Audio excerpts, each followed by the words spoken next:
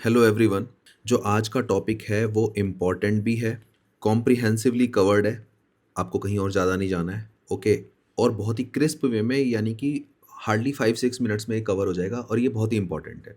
आपने सुना तो होगा शैडो फ्लीट, अगर सुना है, या फिर डार्क फ्लीट क्या होता है। ये एक्चुअली फ्लीट क्या होता है, अगर मैं बोलता हूँ, ये ग्रुप ऑफ शिप्स होता है, यानी कि बहुत सारे शिप्स होते हैं जिसको फ्लीट बोलते हैं। और अगर शैडो है या डार्क है, यानी कि ये हिडन है। तो ऐसे क्यों हिडन ग्रुप ऑफ शिप्स हैं जिनका आजकल न्यूज़पेपर में बहुत ज़्यादा जिक्र चल रहा है, इंपॉर्टेंट प्रीलिम्स के हिसाब से भी, पॉइंट ऑफ व्यू से, और मेंस के पॉइंट ऑफ व्यू से बहुत इंपॉर्टेंट है। स्पेशली कब से, जब रशिया और यूक्रेन का वॉर हुआ था उसके बाद, और अभी जब ईरान का वॉर चल रहा है यूएस के साथ, इसके बाद इन शैडो फ्लीट का टॉपिक बार बार आ रहा है। क्यों? आपने देखा होगा कि अभी स्ट्रेट ऑफ हॉर्मुज, अब मुझे लगता है स्ट्रेट ऑफ हॉर्मुज के बारे में आपको काफ़ी कुछ पता लग चुका है। अगर ईरान ने इसको ब्लॉक कर दिया, और सारा का सारा मुद्दा है ऑयल का, ऑयल टैंकर्स का, कि अगर ये पास नहीं कर सकते हैं किसी पैसेज से, ओशियन से, इंटरनेशनल वाटर से, तो सभी की इकोनॉमी पे फ़र्क आएगा। और आप देख रहे हैं कि इंडिया की इकोनॉमी पे भी उसका इम्पैक्ट आ रहा है। तो सबसे पहले आपको ये तो समझ में आ गया है कि शैडो फ्लीट होता क्या है। शैडो फ्लीट या डार्क फ्लीट होता है हिडन ग्रुप्स ऑफ शिप्स। ये तो समझ में आ गया है। अब ये कौन सी कंट्रीज़ कर रही हैं, कैसे कर रही हैं? अगर आप एक तरफ लेते हैं यूएस एंड ईयू, हालाँकि ब्रॉडली यूएस ही है। दूसरी तरफ आप बहुत सारी कंट्रीज़ ले सकते हैं, रशिया ले सकते हैं, ईरान ले सकते हैं, वेनेजुएला, चाइना। अब होता क्या है, अगर इन कंट्रीज़ में जो दूसरा ग्रुप है, इन कंट्रीज़ में कई बार चाहे ऑयल टैंकर्स आ रहे हैं या जा रहे हैं किसी भी तरीके से, और अगर जा भी रहे हैं, अगर ये अपना ऑयल कुछ कंट्रीज़ में आ रहा है, इनमें, इस ग्रुप में किसी में जा रहा है, अगर ये अपने ऑयल को सेल कर रहे हैं, ओके, उससे कुछ डॉलर अर्न कर रहे हैं, फंडिंग ले रहे हैं, और उस फंडिंग को वॉर में लगा रहे हैं, तो ये जस्टिफिकेशन है इनका, इन दोनों का जस्टिफिकेशन है, या स्पेशली यूएस का जस्टिफिकेशन है कि ये गलत है, वॉर में नहीं लगना चाहिए। क्योंकि वॉर किसका हो रहा है? अभी रशिया यूक्रेन पे वॉर कर रही है, ईरान के साथ यूएस का वॉर है, वेनेजुएला में बोलते हैं कि ऑथोरिटेरियन रेजीम होता है। तो इसलिए ये लोग क्या करते हैं, यूएस इनके ऊपर सैंक्शन लगा देता है। सैंक्शन का मतलब है कि अब ये अपने ऑयल को और शिप को नहीं ले जा सकते हैं। होता क्या है, अगर ये सैंक्शन लग गया, तो फिर ये लोग, जो ये वाली कंट्रीज़ हैं, ये कंट्रीज़ एक नया रास्ता निकालती हैं। ये क्या करती हैं, ये ठीक है, लीगली अपने नॉर्मल शिप्स को नहीं ले जाएँगी, तो फिर ये शैडो फ्लीट का यूज़ करती हैं। शैडो फ्लीट में हिडन तरीके से अपने ऑयल को ले जाती हैं। अब हिडन तरीके से अगर ले जाएँगी, तो भी उसके 2-3 नेगेटिव चीज़ें हैं। क्या-क्या? एक तो ये कि उससे ऑयल स्पिल होने के चांस, देखो, जब कोई ऑयल को छिपा के ले जाया जाता है, डर के ले जाया जाता है, तो भी स्पिल होने के चांस। दूसरा, एक्सीडेंट भी होने के चांस ओशियन में, क्योंकि वो छिपा के काम हो रहा है। उसके अलावा ऑयल प्राइस भी डिस्टोर्ट हो जाते हैं।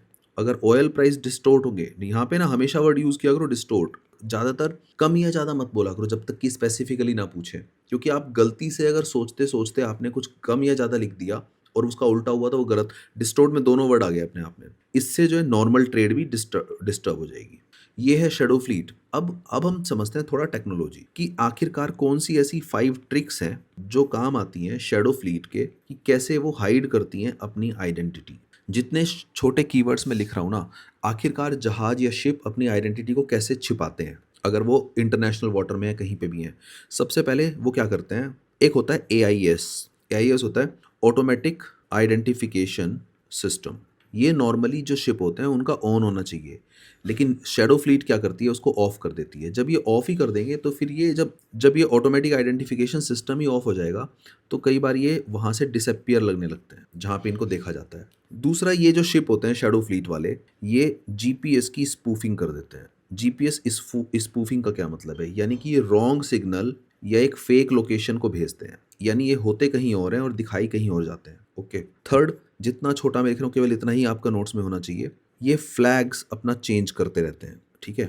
अगर इनके शिप पे, अगर अगर खुद सोचो, अगर ईरान का या चाइना का या रशिया का या वेनेजुएला का फ्लैग है, अगर उसको हमने किसी और कंट्री में कर दिया चेंज, तो उससे जो यूएस है, ईयू है, ये सब इनको कैप्चर नहीं करेंगे, तो ये फ्लैग चेंज करते रहते हैं। फोर्थ है, ये शिप टू शिप, समझ लेते हैं शिप टू शिप का मतलब क्या होता है। ये शिप टू शिप ट्रांसफ़र करते हैं ऑयल को या बाकी मटेरियल को, at in the middle sea. Middle sea का मतलब बीच समुद्र में करते हैं, not at the port, not at port. इसका मतलब ये है कि अगर अगर ईरान का या किसी और कंट्री का कोई भी मटेरियल है, ऑयल है, तो उसको अगर ये शिप के बीच में ही, मिडल में ही शिप चेंज कर देंगे, अगर शिप ही चेंज कर देंगे, तो फिर आइडेंटिफाई करना और उसको कैप्चर करना मुश्किल है। और एक लास्ट ट्रिक है, एक कि इनकी कॉम्प्लेक्स ओनरशिप होती है, किसकी? शिप्स की। एक्चुअली एक लॉन्ग लिस्ट होती है, बहुत ही लंबी लेयर होती है। लेयर्स इतनी ज़्यादा मल्टी लेयर्स होती हैं कि ओनर 1 से ओनर 2 से ओनर 3, और ये जो ओनर होते हैं ये केवल ऑन पेपर होते हैं, ओनली ऑन पेपर। एक्चुअली होते ही नहीं है, इन रियलिटी तो होते नहीं है ये ओनर्स। और अगर हम ओनर 4, ओनर 5, तो शिप पहले ओनर 1 का था, फिर शिप ओनर 2 का था। तो अगर अभी शिप ओनर 5 का है, लेकिन एक्चुअल ओनर कौन है इसका? क्योंकि ये तो केवल शेल कंपनीज है, शेल कंपनी मतलब ओनली ऑन पेपर। तो इस तरीके से भी हम जब शिप को इतनी बार बेच देते हैं, दिखा देते हैं ऑन पेपर, तो ओनरशिप ही जब समझ में नहीं आती है तो उसको पकड़ना भी मुश्किल है, एक्चुअल ओनर कौन है। अब यूएस के पास तरीके क्या हैं, यूएस के सॉल्यूशन या यूएस के methods to capture shadow fleet. Number 1 इसको समझते हैं। यूएस क्या करता है, अभी आपने एक वर्ड देखा सैंक्शंस। यूएस सैंक्शंस लगा देता है या फिर यूएस ब्लैकलिस्ट कर देता है। और यूएस की खास बात यह है कि US not only ship, US केवल ना ब्लैकलिस्ट शिप को नहीं करता है बल्कि सबको कर देता है। सब में कौन कौन आता है? मतलब जो बैंक होते हैं, जो इंश्योरेंस कंपनी होती है, जो पोर्ट होता है, जो शिपिंग कंपनी होती है, जो मिडल मैन होता है, जो ट्रेडर होते हैं, यानी कि वो सबको ब्लैक लिस्ट कर देता है। यूएस चाहता है कि इनमें से कोई एक जो भी इन्वॉल्व है दूर दूर तक, रिमोटली भी अगर कोई कनेक्टेड है, तो वो सब के सब ब्लैक लिस्ट हो जाएंगे जो इस तरह का पैसा यूज़ कर रहे हैं और इस तरह का ऑयल यूज़ कर रहे हैं। नंबर 2, यूएस क्या करता है, सैटेलाइट की जो भी ट्रैकिंग है उसको टेक्नोलॉजी के थ्रू ट्रैक करता है कि कौन सी शिप है जो शैडो फ्लीट हो सकती है। फिर ये उसको कैप्चर करते हैं या फिर सीजर करते हैं, यानी कि यहाँ पे यूएस नेवी और होम गार्ड के लोग जाते हैं और उसको कैप्चर कर लेते हैं। और एक और है, अदर कंट्रीज़ के साथ भी ये कोऑर्डिनेशन करते हैं, अदर कंट्रीज़ के साथ कोऑर्डिनेशन करके यूएस वाले कि अगर कोई इस तरह का शिप है तो उसको कैप्चर करना है। अब बस एक लास्ट पॉइंट है कि अगर इतना सब यूएस चाह रहा है तो वाई शैडो फ्लीट का जो कंट्रोल है वो 100% नहीं हो सकता, नॉट पॉसिबल। पॉसिबल वर्ड हालांकि गलत है, पर अभी हो नहीं रहा है। तो क्यों? उसको समझते, क्योंकि जब हम एक शिप को पकड़ लेते हैं तो एक नया शिप आ जाता है। जब हम एक रूट को पकड़ लेते हैं यूएस, तो फिर एक नया रूट वो देख लेते हैं। जब हम एक मिडिल मैन को पकड़ लेते हैं, ठीक है, तो न्यू मिडिल मैन आ जाता है। पहले तो ये आते रहते हैं, न्यू शिप, न्यू रूट और न्यू मिडिल मैन। उसके बाद रशिया और चाइना वैसे भी नहीं चाहते हैं, एक्चुअली वो एक्टिवली चाहते हैं कि ऐसा होता रहे। जब यही चाहते हैं ऐसा होता रहे तो भी उसको ख़त्म करना मुश्किल है। एक इनडायरेक्टली कुछ ऐसी कंट्रीज हैं, सम कंट्रीज, जो ये चाहती हैं कि ये जो चीप ऑयल है ये मिलता रहे। अब क्योंकि चीप ऑयल मिलता रहे, यानी कि इनडायरेक्टली शैडो फ्लीट चलती रहे। वो इनडायरेक्ट अप्रूवल है, इनका डायरेक्ट अप्रूवल, इनका इनडायरेक्ट अप्रूवल। ओके।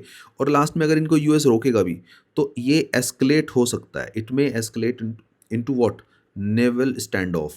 पॉइंट ये है कि अगर कोई बड़ी लड़ाई हो उससे अच्छा है, क्योंकि बड़ी लड़ाई नहीं हो सकती है, इसलिए भी शैडो फ्लीट है वो चलती रहती है। ये टॉपिक स्पेशली अभी ईरान के वॉर के टाइम में जब स्ट्रेट ऑफ हॉर्मुज को रोका गया है तो उस टाइम पे भी ये काम आ रहा है। और ये जो 5 पॉइंट्स भी मैंने बताए हैं, ये वाले 5 ट्रिक्स शैडो फ्लीट की, कि कैसे वो आइडेंटिटी को हाइड करते हैं, एआईएस को टर्न ऑफ कर देते हैं, जीपीएस स्पूफिंग में लोकेशन फेक दे देते हैं, फ्लैग को चेंज करते हैं, शिप टू शिप करके बीच में ही वो मिडिल सी में चेंज कर देते हैं। ओके। और कॉम्प्लेक्स ओनरशिप, मुझे लगता है इसको जब आप नोट्स बनाएंगे, गारंटी है आधे पेज के अंदर ही नोट्स बनेंगे। इतने ही कीवर्ड जरूरी है, इससे ज़्यादा कि आपको नॉलेज की ज़रूरत नहीं है, क्योंकि आपको कोई दूसरा टॉपिक भी पढ़ना है, आपको बहुत ज़्यादा टॉपिक्स पढ़ने हैं। तो एक टॉपिक पे इतने पॉइंट्स मोर देन सफिशिएंट है, प्री और मेंस दोनों के लिए, ठीक है। तो पर मैं एक चीज़ जरूर चाहूँगा कि आप इनके नोट्स अपने हाथों से जरूर बनाएं सुनने के बाद। Thank you so much.